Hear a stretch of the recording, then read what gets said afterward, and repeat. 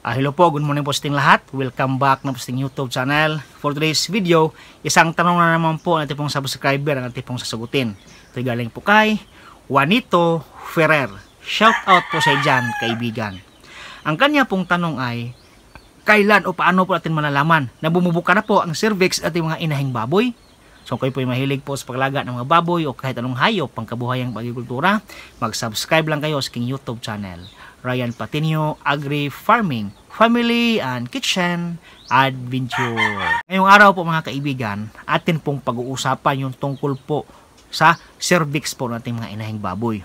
Ang cervix po nating inahing baboy mga kaibigan, ito po ating makikita po doon po sa bandang sipit-sipitan nating mga inahing baboy. Ito po yung bumubuka kapag nanganganak po ating mga inahing baboy. Ngayon, kapag buntis pa lang yung mga inahing baboy po mga kaibigan, yung kanya pong cervix po ay intact o nakasirado po yan para po hindi po makalabas yung biik mula po sa kanyang uterus papunta po sa kanyang puwerta.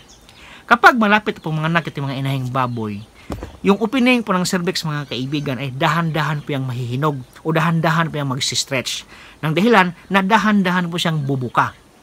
Atin pong malalaman na dahan-dahan na pong bumubuka yung cervix ng mga inahing baboy kapag atin pong makikita doon sa kanilang puwerta na mayroon na pong mga amniotic fluid o panubigan na lumalabas.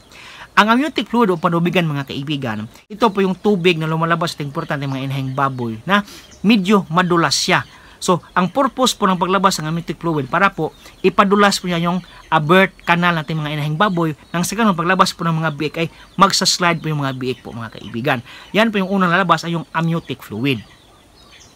And then, atin pong malalaman na dahan-dahan pong lumalaki yung butas ng cervix o pagbubuka ng cervix kapag mayroon na pong mga dugo na atin pong makikita doon po sa puwerta ng ating inahing baboy.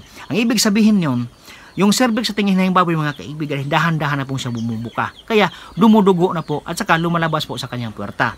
Ang ibig sabihin dyan, kapag meron na pong mga dugo na lumalabas, pagkatapos po ng amniotic fluid, malapit na pong manganak yung mga inahing baboy nyo. Kasi yung kanya pong cervix po ay dahan-dahan na pong lumalaki. So ibig sabihin, kapag fully dilated na po yung cervix sa mga inahing baboy mga kaibigan, at saka nagkukontract na po yung kanyang uterus doon sa loob, pag contract ng uterus, itutulak na palabas yung mga biik.